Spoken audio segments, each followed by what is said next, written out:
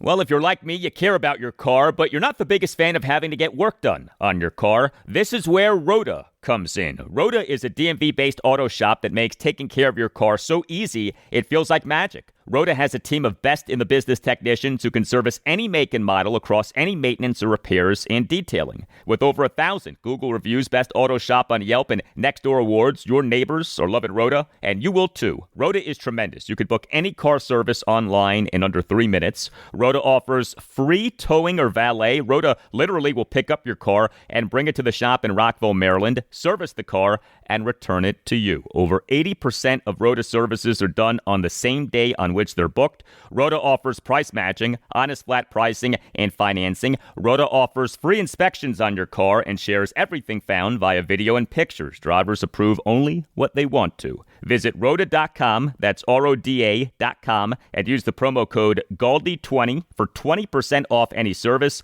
That's Rhoda.com, promo code GALDI20 for 20% off any service.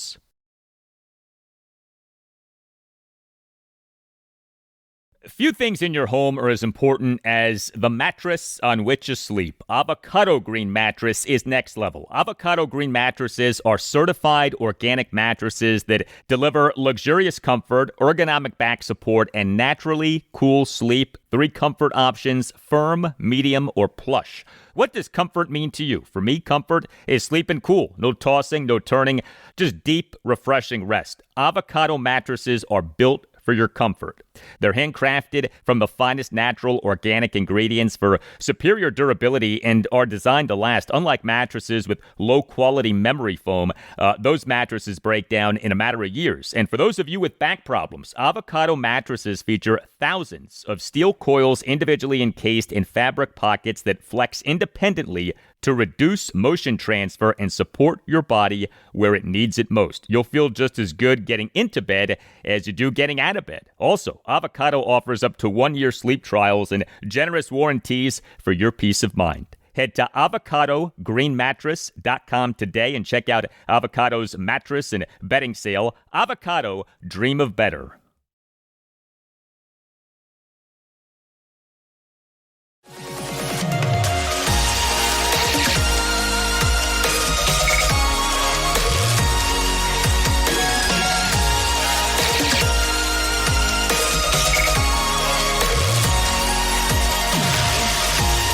And away we go, episode 1177 of the Al Galdi podcast. It is Wednesday, October 15th, 2025. It is the day on which the Washington Commanders begin their practice week for their game at the Dallas Cowboys this Sunday afternoon at 4:25. But, of course, still fresh in our minds is what happened this past Monday night. The painful 25-24 walk-off loss to the Chicago Bears at a rainy Northwest Stadium on Monday Night Football in a game in which the Commanders overcame a 13-0 second-quarter deficit but lost on a walk-off 38-yard field goal by kicker Jake Moody. I am reminded of the late Dennis Green. Do you remember Dennis Green? During his time as Arizona Cardinals head coach, gave us an all-time rant during a post-game press conference following a 1-point home loss to the Chicago Bears on Monday Night Football. Sound familiar? October 16th, 2006, 19 years ago tomorrow. The Cardinals in the game blew a 23-3 third-quarter lead in a 24-23 home loss to the Bears on Monday Night Football. We, during Dennis Green's post-game press conference, had this exchange, which included the mention of then Bears quarterback and future Redskins quarterback Rex Grossman. 4 picks against Grossman and 2 fumbles. What did you see about the Bears? We shut them down that way? No, we just the Bears are what we thought they were. What we thought they were. We played them in preseason. Who the hell takes a third game in the preseason like it's bull? We played them in the third game. Everybody played 3 quarters. The Bears are who we thought they were. And that's why we took the damn field. Now, if you want to crown them, then crown their ass. But they are who we thought they were. And we let them off the hook. That right there, an all-timer from Dennis Green. The Bears are who we thought they were. And the Commanders let the Bears off the hook. Rest in peace, Dennis Green. He died in July 2016, was just 67 years old.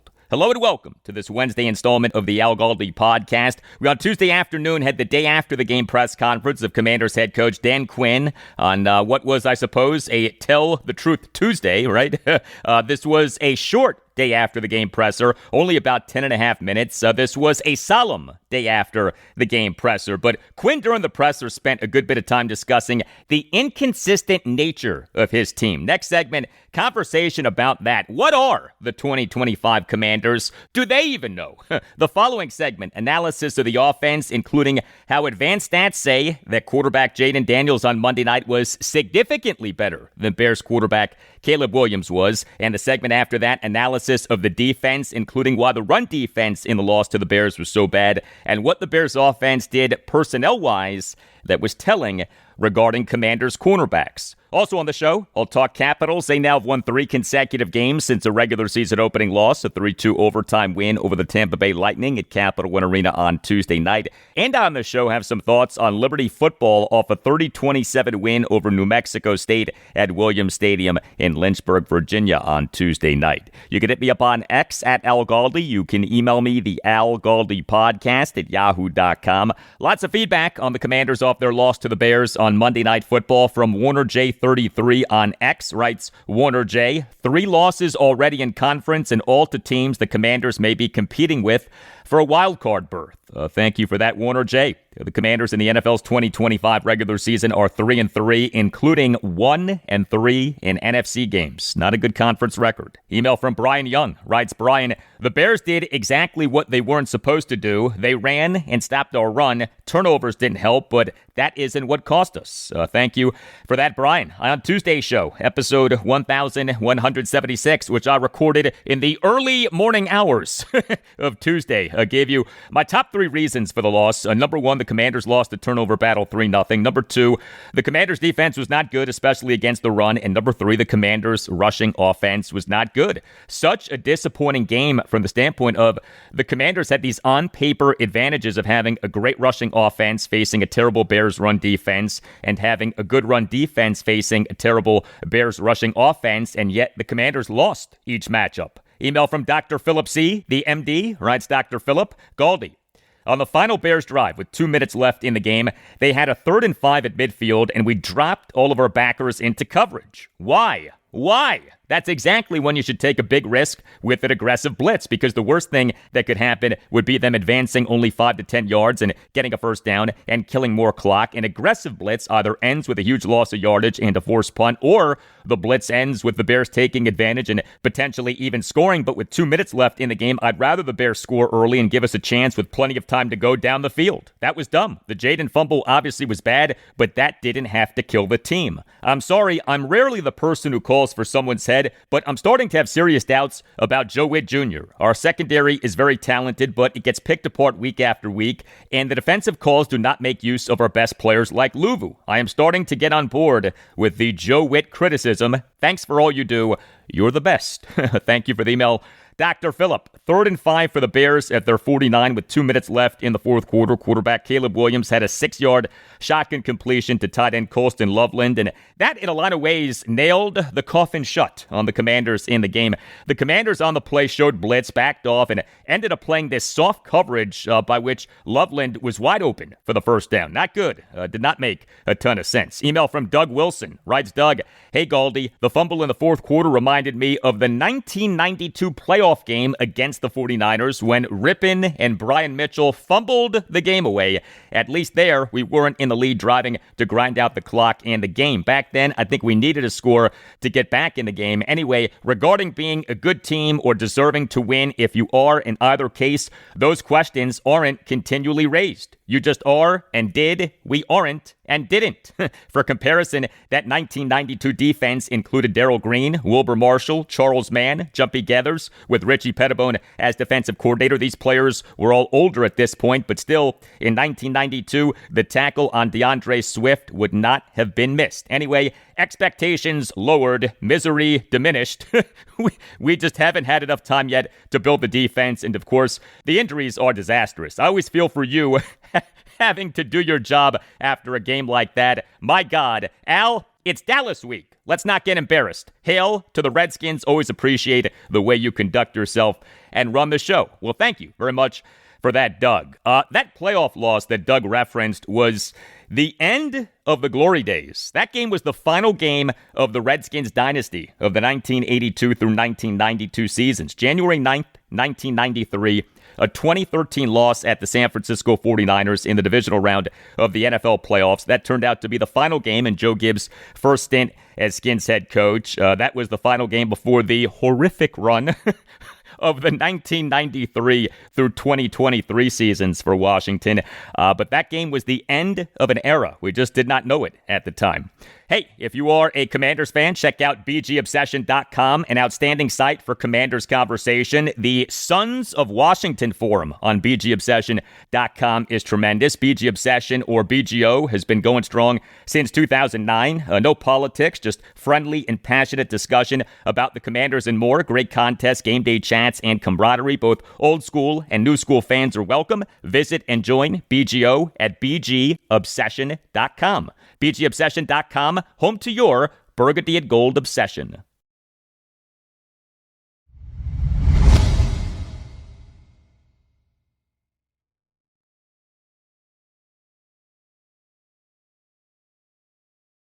Hey, if you are listening to this podcast via Apple Podcasts or Spotify, you can rate the podcast with a star rating. 5-star ratings are greatly appreciated. They help us out a lot. Thank you for doing them. Are the 2025 Washington Commanders a good team that right now is injured and inconsistent, or a bad team that right now is trying to tell us what it really is? I subscribe to the former more than I do the latter, but here's the thing. In this week-to-week NFL in which things are constantly changing, what the 2025 Commanders are is not at all set in stone. I get a kick out of the people already declaring that this team is done, that its season is over, that the team isn't good enough to do anything of consequence this season. Now, maybe that'll prove to be the case, but we're just 6 weeks into the NFL's 18-week regular season. We're just 6 games into the Commanders' 17-game regular season schedule. They're 3-3. They're 1 game out of first place in the NFC East. They have the only positive point differential in the NFC East, plus 32. In fact, they have the 3rd best point differential in the NFC. And they've done this despite the team having played 2 games without its QB1, 3 games without its WR1, 4 games without its WR3, 4 games without its RB2, 2 games without its TE2, 6 games without its RG1, and despite having 4 key defensive players on the reserve/injured list. All is not lost. The season is not over. I heard a rumor that the team's remaining 11 games in this regular season have not been canceled. They will, in fact, be played.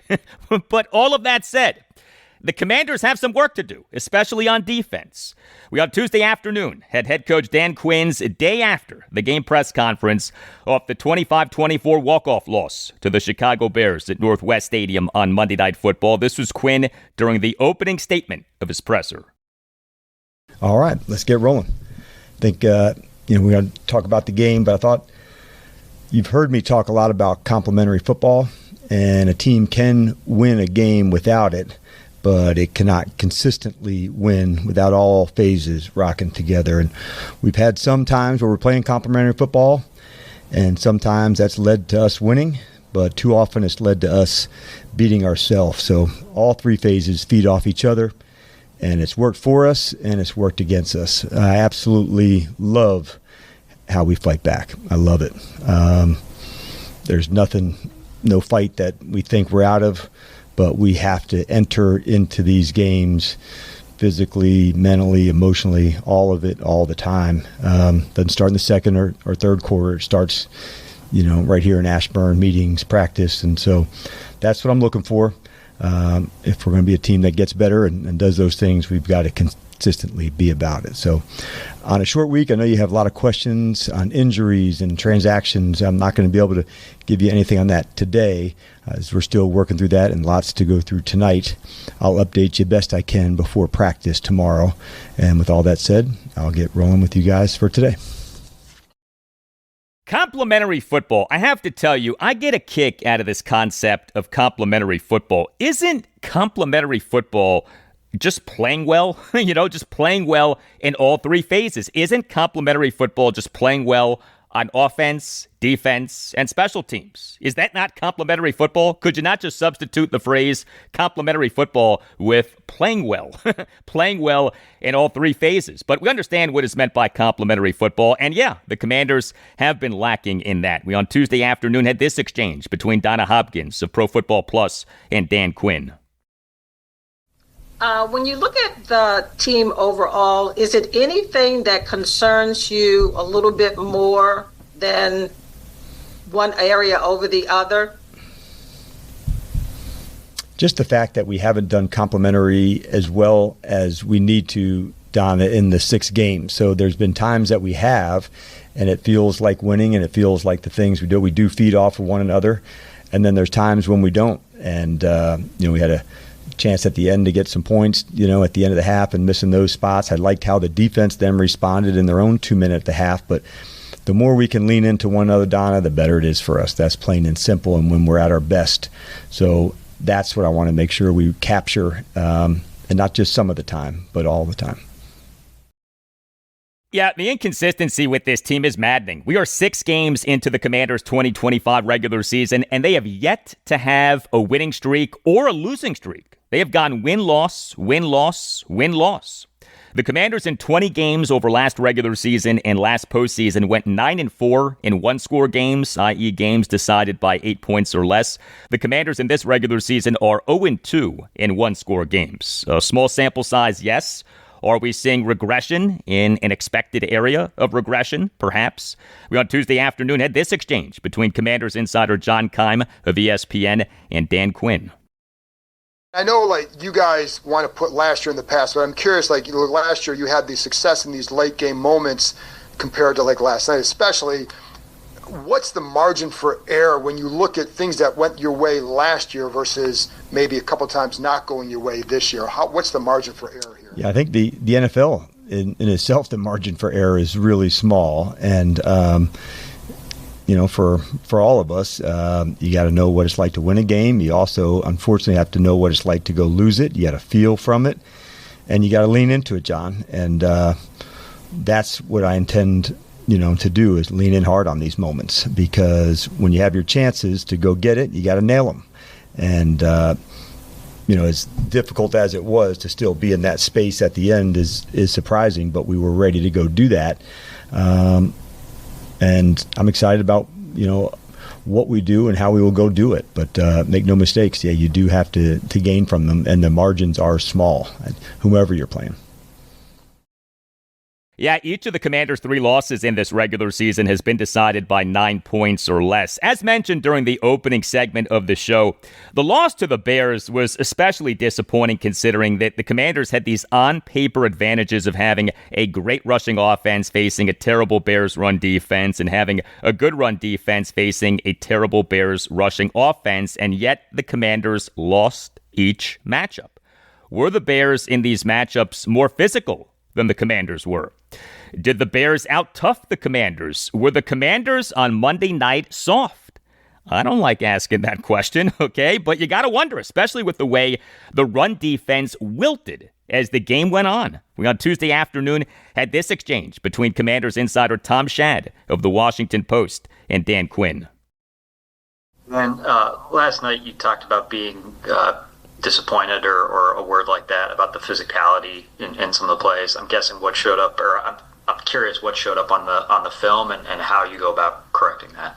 Yeah, I think look, Tom, there's plenty that I was pleased with, to see physicality going, and then there's others that I didn't love it, and that's part of the consistency of leaning in over and over again, and probably what I was talking about even at the top of, I love the way that we fight back. I want it right from Jump Street and all the way through. And so that's what I want us to lean in towards.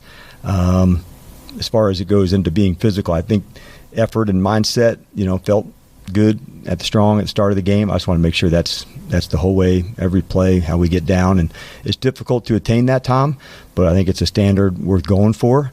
And it just can't be, this game or that game. It just has to be how we live and how we play. And so as you're going through the season, you're trying to level that out and keep making gains on it. But we do have to live it. If that's how we're, say we want to be about it, we got to do it all the time.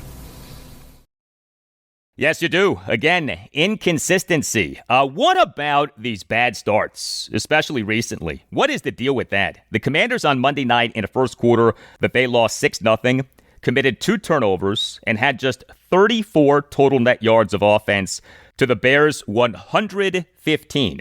The Commanders in this regular season have a first quarter point differential of -22, including -25 for weeks 4 through 6. The team over its last 3 games has gotten shredded in first quarters. We on Tuesday afternoon had this exchange between Commanders insider Howard Fenrich of the Associated Press and Dan Quinn.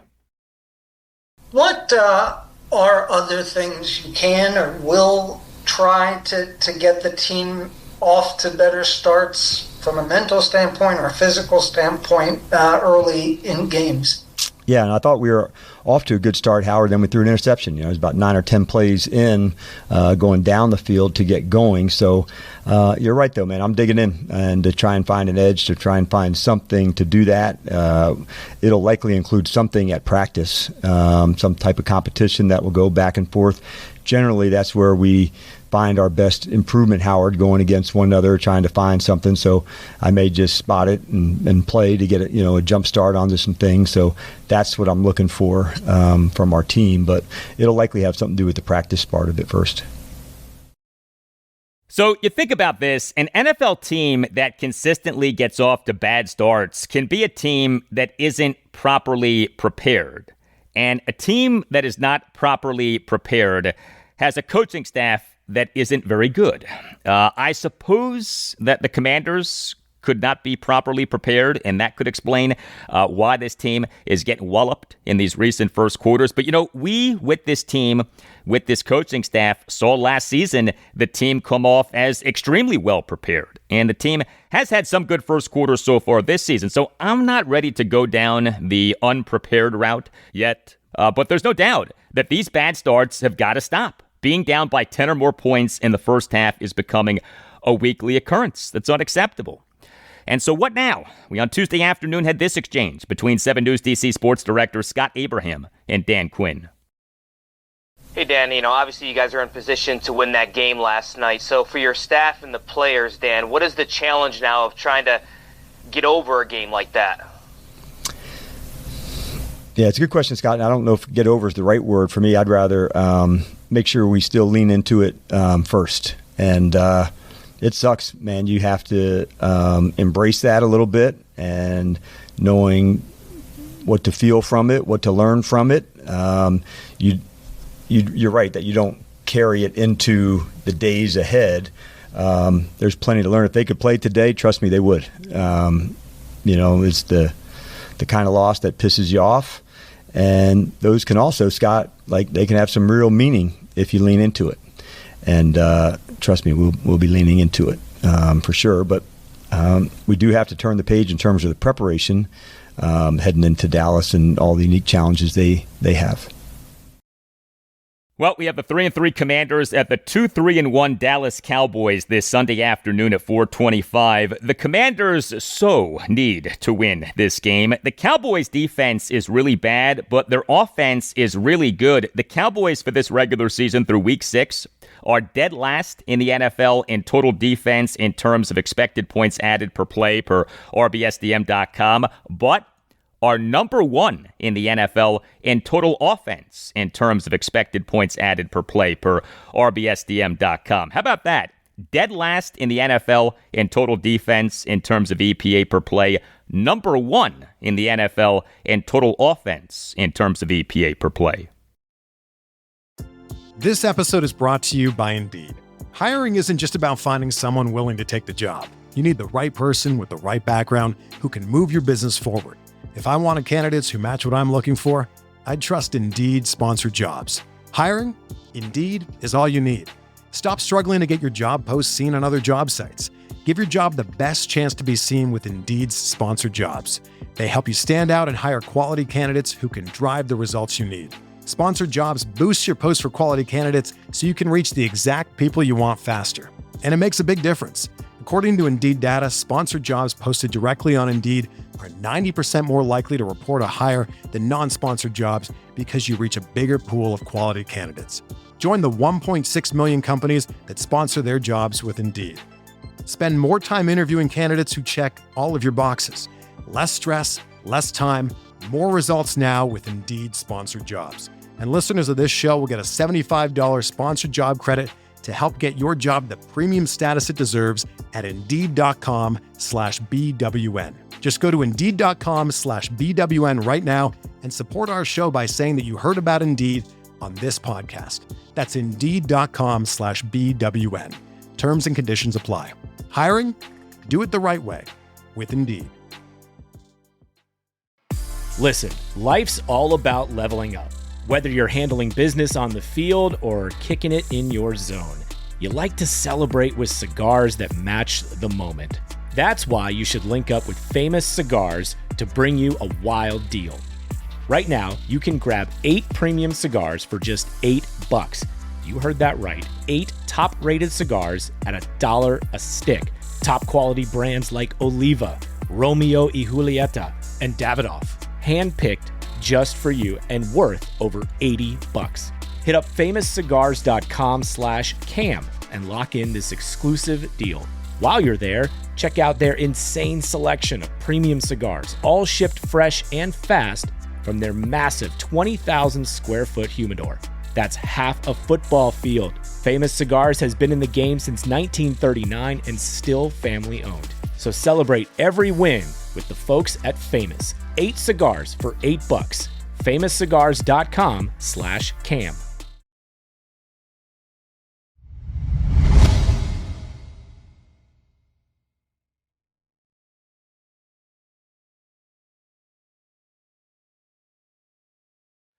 Let's talk Washington Commanders offense off their 25-24 walk-off loss to the Chicago Bears at Northwest Stadium on Monday Night Football, and off head coach Dan Quinn's day after the game press conference on Tuesday afternoon. On Tuesday's show, episode 1176, said that I thought that quarterback Jayden Daniels in the loss to the Bears, even though he committed 2 costly turnovers, played well. That he was more good than bad, although I stopped short of saying that he played better than Bears quarterback Caleb Williams played in the game, because Williams did some really good things.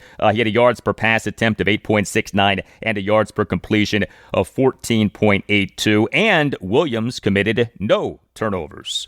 Well, if you go by some key advanced stats, Jayden Daniels outplayed Caleb Williams, and it's not even close. ESPN's total QBR, Daniels, 69.6. Williams, 37.2. Expected points added per play per RBSDM.com. Daniels, 0.22. Williams, 0.03. Daniels' EPA per play was more than 7 times that of Williams. Total EPA per RBSDM.com. Daniels, 9.3. Williams, 1.3. Daniels destroyed Williams in the categories of total QBR, EPA per play, and total EPA, all of which are very good quarterback stats. And to be fair, all of which are related. A foundational piece of QBR is EPA. I couldn't get over that, though, how much Daniels outdid Williams in terms of these stats. Now, if you're saying, who cares? The Commanders lost the game. I hear you. I do.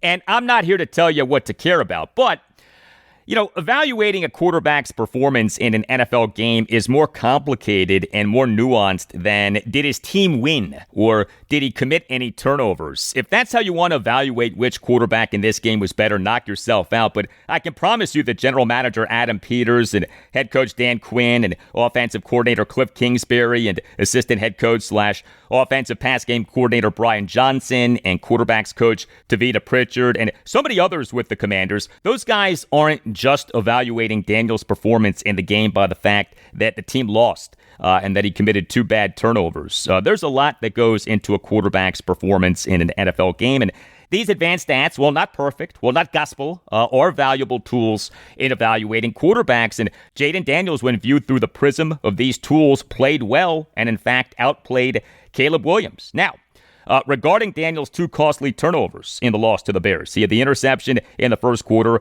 He had the lost fumble in the fourth quarter. 3rd and 1 for the Commanders at the Bears 40 with 3:10 left in the fourth quarter, and the Commanders clinging to a 24-22 lead. Daniels had a lost fumble on a botched pistol handoff to running back Ja'Cory Krosky-Merritt. The ball slipped out of Daniels' hands as he never quite had it, and the ball never was possessed by Krosky-Merritt. The fumble was recovered by defensive back N'Shawn Wright.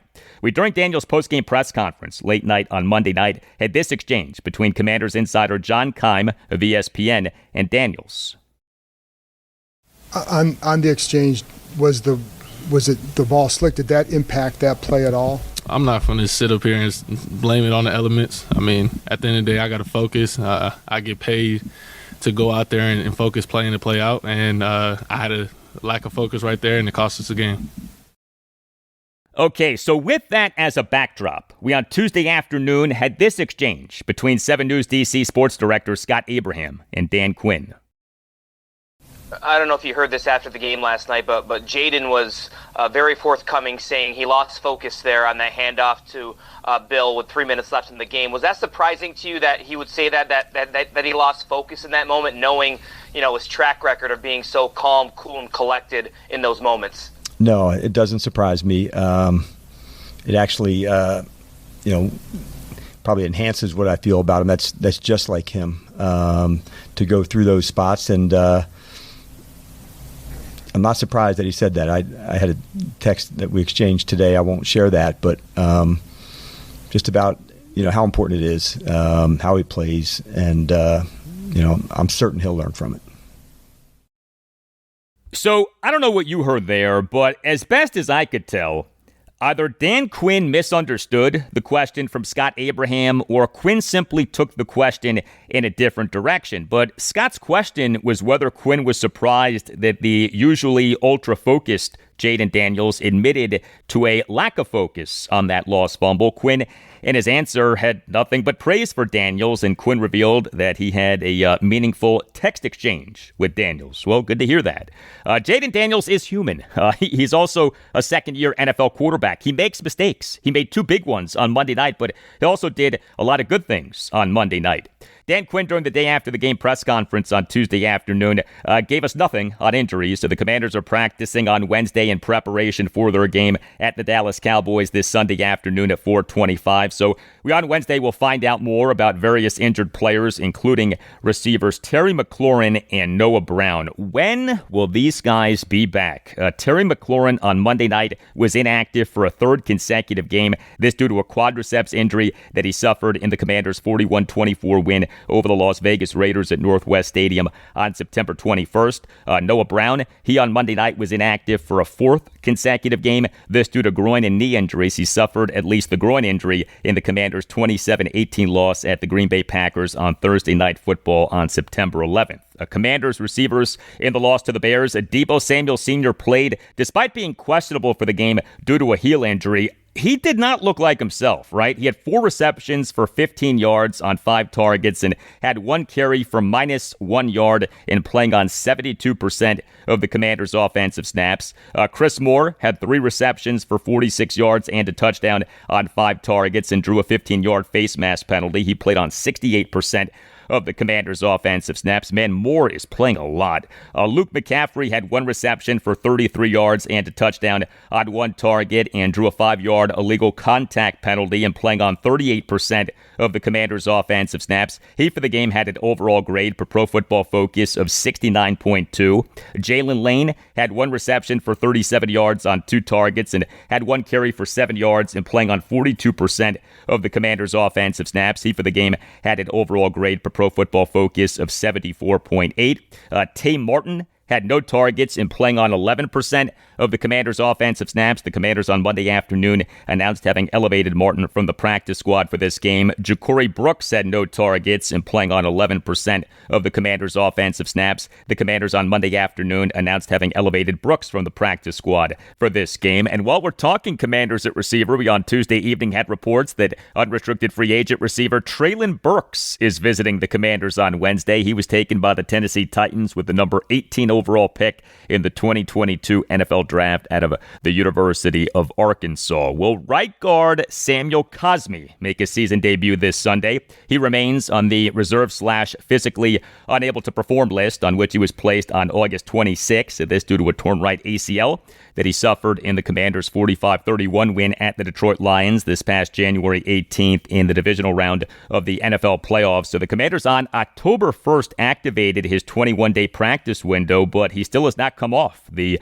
reserve/physically unable to perform list. So the Commanders' starting offensive line for the loss to the Bears was the same for a fourth consecutive game. Laramie Tunsil at left tackle, Chris Paul at left guard, Tyler Biadasz at center, Andrew Wiley at right guard, Josh Connerly Jr. at right tackle. Each of the Commanders' starting 5 offensive linemen played on 100% of the team's offensive snaps. Left guard Brandon Coleman inactive again, fourth consecutive game that he was a healthy inactive. Offensive tackle Trent Scott played a good bit again. He played on 22% of the Commanders' offensive snaps. Guard Nick Allegretti did not play on any of the Commanders' offensive snaps, but did play on special teams. Offensive tackle George Fant did not play on any of the Commanders' offensive snaps, but did play on special teams. The Commanders' offensive lineman on Monday night did commit 2 penalties, 2nd and 7 for the Commanders at their 38 with 10:09 left in the first quarter. Laramie Tunsil committed a 5-yard false start penalty. 2nd and 6 for the Commanders at the Bears' 44 with 13:06 left in the fourth quarter. Andrew Wiley committed an ineligible downfield pass penalty that offset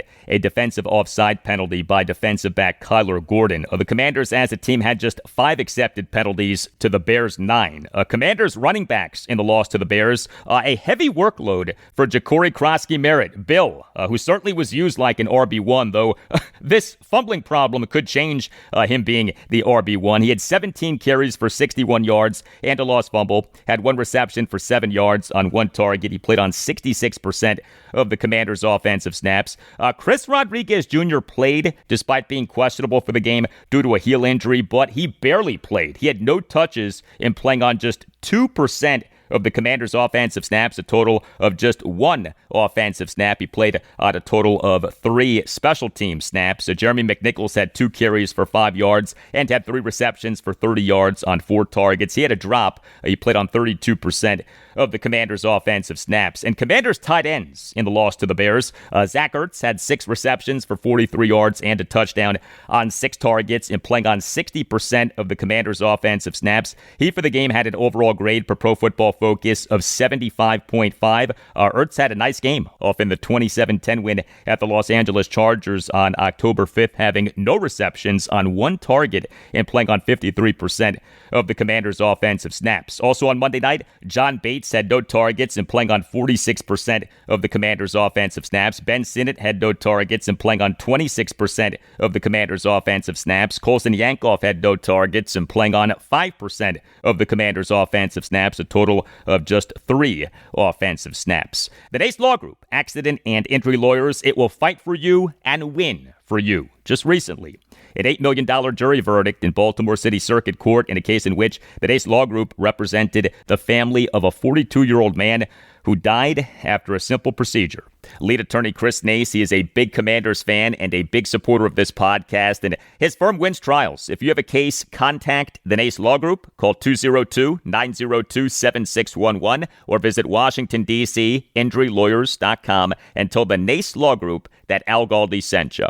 The Nace Law Group is tremendous. It is a Washington, D.C.-based family law firm that handles medical malpractice, personal injury, birth injury, legal malpractice, and consumer protection cases, offering aggressive advocacy for victims in Washington, D.C. and West Virginia. The Nace Law Group fights for victims of all kinds of situations, including victims of errors made during diagnosis, during surgery, or with medication, victims of injuries caused by dangerous medications or medical devices, as well as defective auto parts, victims of accidents involving cars, trucks, bikes, or motorcycles, victims of deceptive trade practices and false advertising, heck, victims of shady lawyers lawyers. If your attorney acts in bad faith, is unethical in his or her counsel, or is negligent in his or her work, you could have a claim for legal malpractice. The NACE Law Group has represented corporate clients throughout the region. If you feel that you've been wronged, if you think that you've been wronged but aren't sure, contact the NACE Law Group and schedule a no-obligation appointment. Call 202-902-7611 or visit Washington, D.C., injurylawyers.com and tell the NACE Law Group that Al Galdi sent you. That's 202-902-7611 or Washington, D.C., injurylawyers.com and tell the NACE Law Group that Al Galdi sent you. The NACE Law Group, Accident and Injury Lawyers.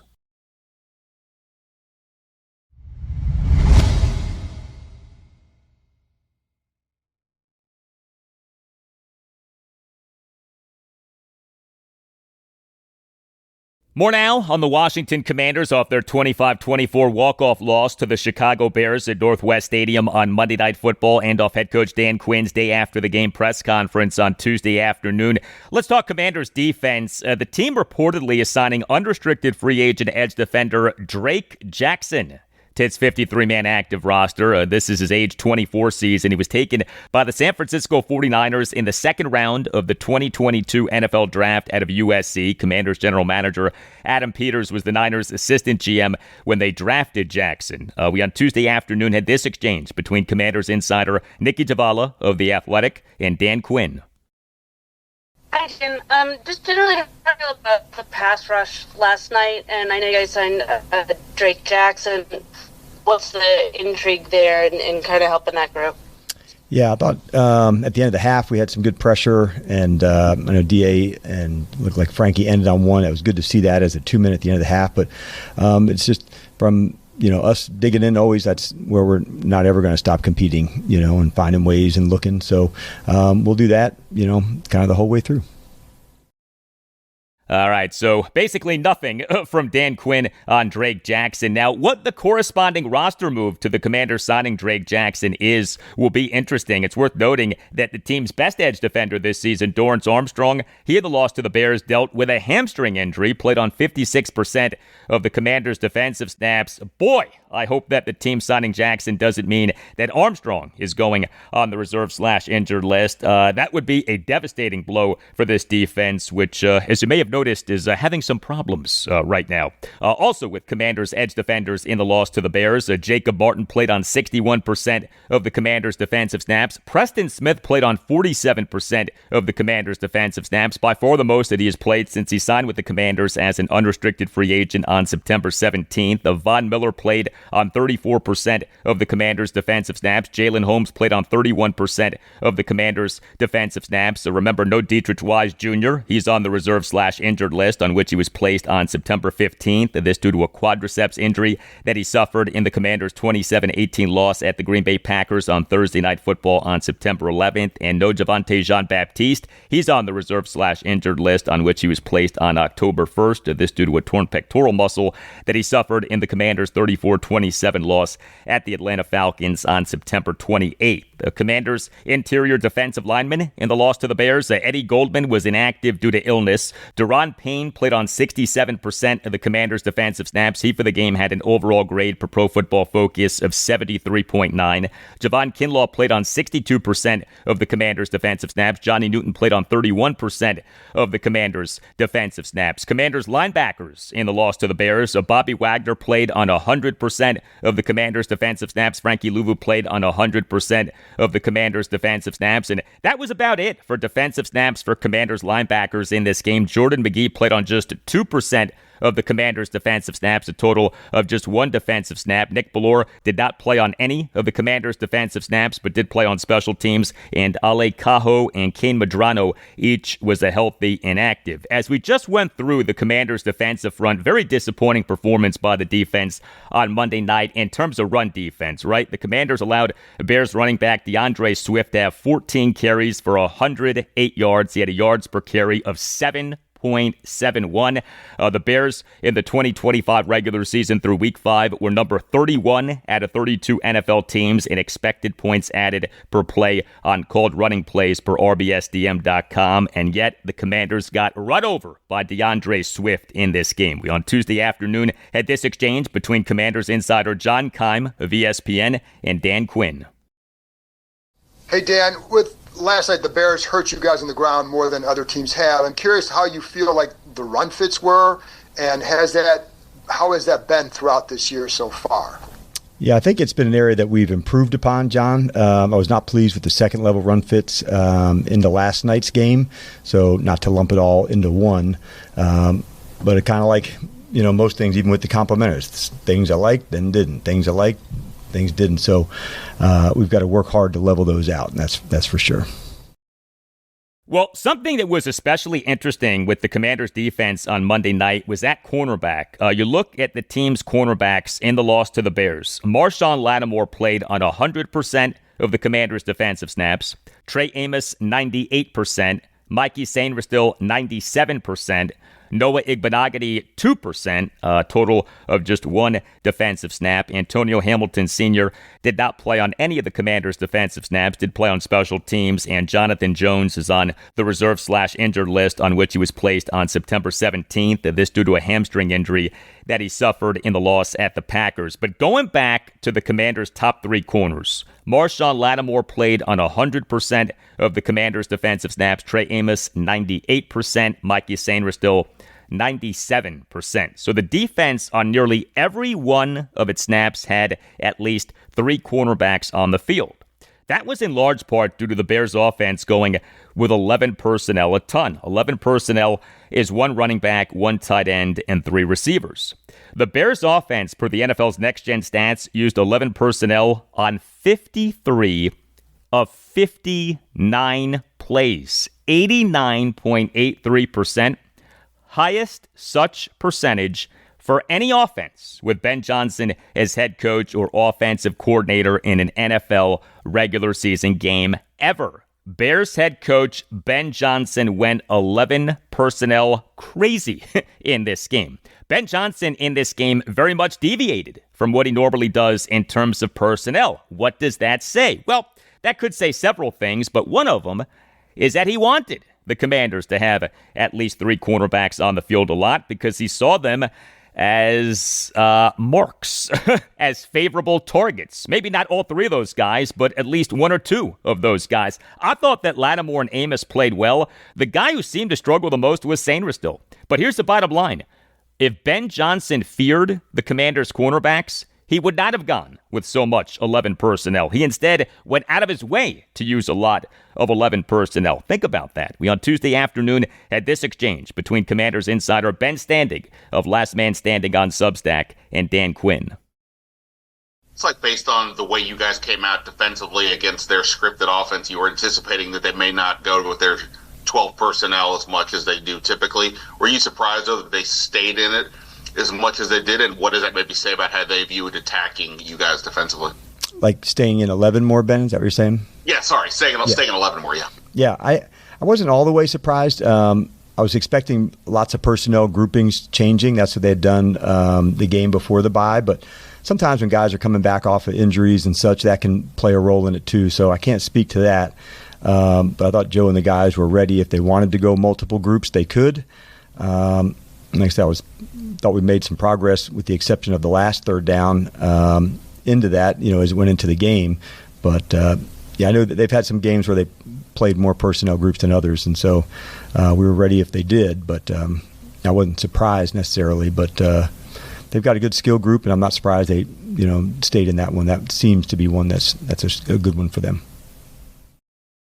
The Commanders' defense on Monday night actually held the Bears to just 3 for 10 on third downs and 0 for 1 on fourth downs, but one of the third down conversions that was allowed was a killer. Running back DeAndre Swift's 3rd and 4, 55-yard touchdown reception with 10:26 left in the fourth quarter. Commanders safeties in the loss to the Bears. Quan Martin played on 98% of the Commanders' defensive snaps and actually had an overall grade per Pro Football Focus of 79.9. That's good. That's also surprising. He had that terrible missed tackle on the DeAndre Swift touchdown reception, but Martin, beyond that play, did well. Jeremy Reeves played on 69% of the Commanders' defensive snaps. Darnell Savage, 42%. Percy Butler, just 2%. A total of just 1 defensive snap. And Tyler Owens did not play on any of the Commanders' defensive snaps. Did play on special teams. Will Harris is on the reserve/injured list, on which he was placed on September 22nd.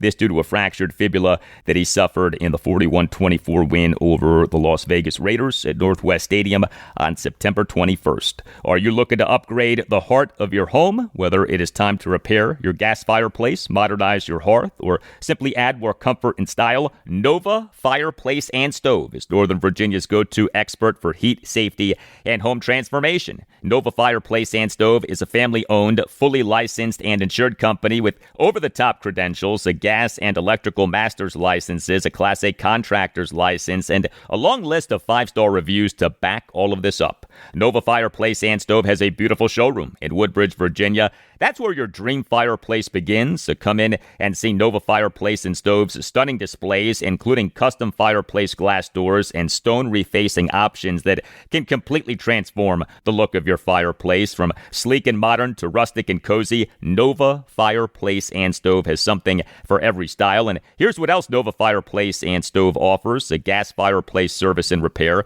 chimney cleaning and brickwork repair, generator installation, panel replacements, and water heater repairs, smoke detectors, security lights, and more. Every job includes a free in-home estimate. And for listeners of the Al Galdi podcast, Nova Fireplace and Stove is offering $25 off any service.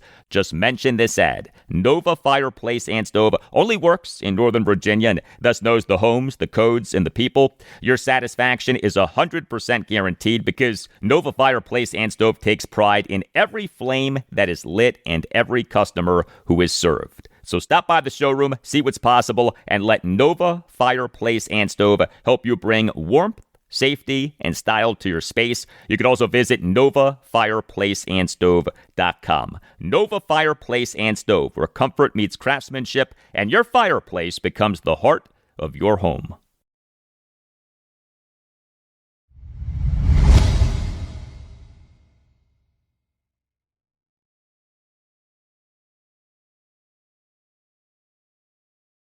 The Washington Capitals on Tuesday night began a 4-game homestand, and they began that homestand with a win, a 3-2 overtime win over the Tampa Bay Lightning at Capital One Arena. The Caps in the NHL's 2025-2026 regular season now are 3-1-0. They in this game overcame a 2-1 third-period deficit. Defenseman Jacob Chychrun, he scored the game-winning even-strength goal 1:19 into overtime on a snapshot right in front of the right side of the crease off a great pass by second-line right wing Tom Wilson, who skated the puck behind the net and then fired a pass from beneath the bottom of the left circle near the left corner across the low slot to Chychrun, who also had a game-high tying 4 shots on goal and a game-high tying 3 hits. He did commit a third-period roughing minor, but man, what a play by Tom Wilson for that game-winning goal. Wilson scored a game-tying power play goal, 4:56 into the third period. He also had 2 assists and a game-high tying 3 hits. That primary assist on the game-winning goal gives Wilson 400 career regular season points, making him the 19th player in franchise history to register at least 400 regular season points with the Caps. And I did say that Wilson scored a third-period power play goal. The Caps went 1 for 3 on the power play, improving to 1 for 11 on the power play in this regular season. At last, the Caps have scored a power play goal, but Tom Wilson, major force for the Caps in this game. How many times has that been the case over the years, right? Wilson, a major force in a game. Here was Caps head coach Spencer Carberry during his post-game press conference on Tuesday night on Tom Wilson, and then you'll hear a follow-up exchange. It's a heck of a play by Willie. I mean, I felt like Willie was outstanding tonight, and I thought, you know, credit to him because our first period was not good at all, and we didn't have a lot of life, couldn't make a play, but also, aside from the puck play, we were just not engaged in the game. It was guys are turning away. There was no contact, and I felt like he was a big reason why dragging everybody into the fight tonight and setting the tone himself with saying, all right, we're not just going to go quietly in true fashion of our team. We show a lot of resolve there. But back to your question, the OT was executed essentially as good as you can do it. How important is it when it comes to physicality to have somebody like Tom kind of, if you can't make a play, let's throw our weight around? How important is that? It's exactly what transpired tonight is, well, like there's no question. We have a lot of guys that are it's just not like you guys can all see it. It's just not crisp, clean, handling it, and shooting it to where the spot is, hitting a shin pad or hitting a stick. And that's fine. You're going to go through periods of that through the season, and individuals are.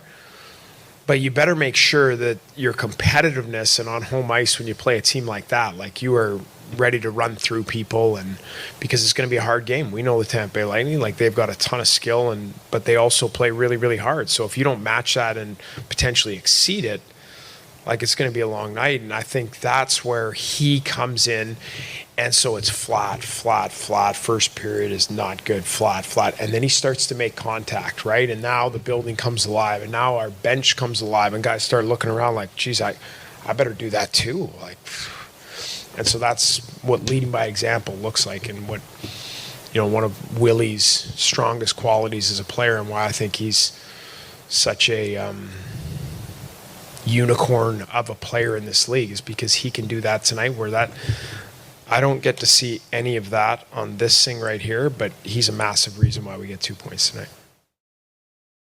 Well, the Caps' other goal in this 3-2 overtime win over the Lightning on Tuesday night came from second-line left wing Alexi Protas. He scored an even-strength goal 17:38 into the second period for his third goal in this regular season. Good game for the Great Eight. Caps' top-line right wing Alex Ovechkin. He had no points and committed a second-period slashing minor, but he had 7 total shot attempts, including 3 shots on goal, and he had a game-high tying 3 hits, and he was number 1 on the Caps in 5-on-5 shot attempt percentage for the game per natural stat trick at 70. The Caps with Ovechkin on the ice in 5-on-5 situations in the game had 14 shot attempts versus allowing just 6 shot attempts. Caps top line center Dylan Strome, he had 2 assists and went 17-9 on faceoffs, and he was number 3 on the Caps in 5-on-5 shot attempt percentage for the game per natural stat trick at 68.18. The Caps with Strome on the ice in 5-on-5 situations in the game had 15 shot attempts versus allowing just 7 shot attempts. So the Caps starting goaltender was Logan Thompson. He stopped 17 of the 19 shots on goal that he faced. He was not tested a ton. The Caps won the puck possession battle. They had 28 shots on goal to the Lightning's 19, and per natural stat trick had 49 5-on-5 shot attempts to the Lightning's 37, including 10 5-on-5 high danger shot attempts to the Lightning's 5. The Caps went 1 for 2 on the penalty kill. The Caps won on Tuesday night despite being without center Pierre-Luc Dubois. He was a scratch due to a lower body injury that he suffered in the Caps' 1-0 win at the New York Rangers on Sunday night. The Caps' healthy scratches were defenseman Declan Chisholm and Vincent Iorio, and defenseman Dylan McElrath remains on the injured reserve list, on which he was placed on October 6th. This due to a lower body injury that he suffered in the Caps' preseason-ending 2-1 win over the Columbus Blue Jackets at Capital One Arena on October 4th. Next up for the Caps are 2 games this weekend: home to the Minnesota Wild Friday night at 7, and home to the Vancouver Canucks Sunday afternoon at 12:30. This episode is brought to you by Indeed. Hiring isn't just about finding someone willing to take the job. You need the right person with the right background who can move your business forward. If I wanted candidates who match what I'm looking for, I'd trust Indeed Sponsored Jobs. Hiring? Indeed is all you need. Stop struggling to get your job posts seen on other job sites. Give your job the best chance to be seen with Indeed's Sponsored Jobs. They help you stand out and hire quality candidates who can drive the results you need. Sponsored Jobs boosts your post for quality candidates so you can reach the exact people you want faster. And it makes a big difference. According to Indeed data, sponsored jobs posted directly on Indeed are 90% more likely to report a hire than non-sponsored jobs because you reach a bigger pool of quality candidates. Join the 1.6 million companies that sponsor their jobs with Indeed. Spend more time interviewing candidates who check all of your boxes. Less stress, less time, more results now with Indeed Sponsored Jobs. And listeners of this show will get a $75 sponsored job credit to help get your job the premium status it deserves at Indeed.com/BWN. Just go to Indeed.com/BWN right now and support our show by saying that you heard about Indeed on this podcast. That's Indeed.com/BWN. Terms and conditions apply. Hiring? Do it the right way with Indeed.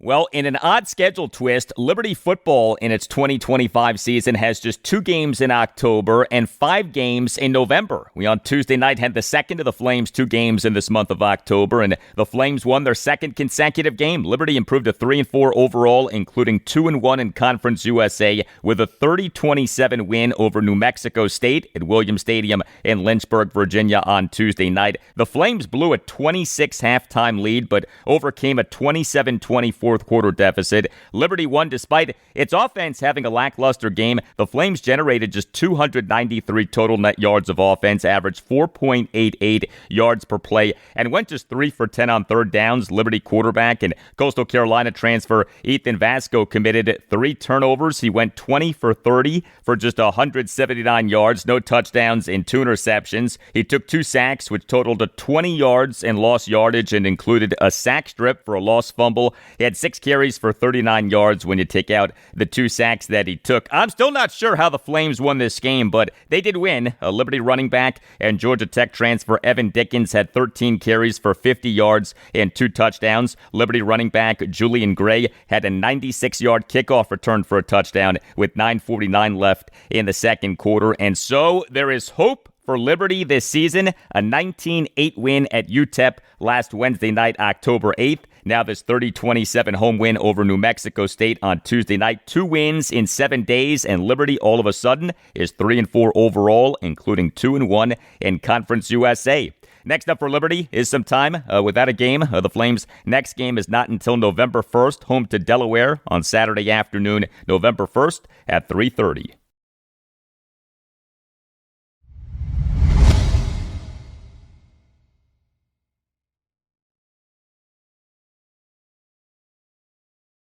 And that'll do it for you and me for now. Keep the feedback coming. You can hit me up on X at Al Galdi. You can email me the Al Galdi podcast at yahoo.com. Thursday show, episode 1178. We'll provide you with more on the Washington Commanders as they on Wednesday are beginning their practice week for their game at the Dallas Cowboys this Sunday afternoon at 4:25.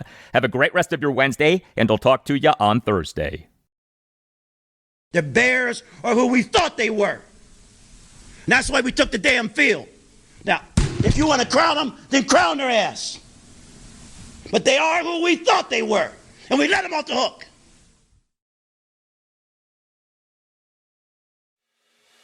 Some things in life are just made for each other. Peanut butter and jelly, macaroni and cheese, Modelo and college football.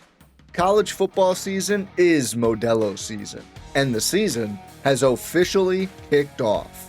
The Modelo Recruiter is back in action, looking to reward full-time fans who give their all for their team and their school week in and week out. If you're listening to this, you've been recruited. So lace them up and get out there. And don't forget to make time for a well-deserved ice-cold reward, because college football wouldn't be the same without you. So grab yourself a Modelo and enjoy the official beer sponsor of the College Football Playoff, Modelo.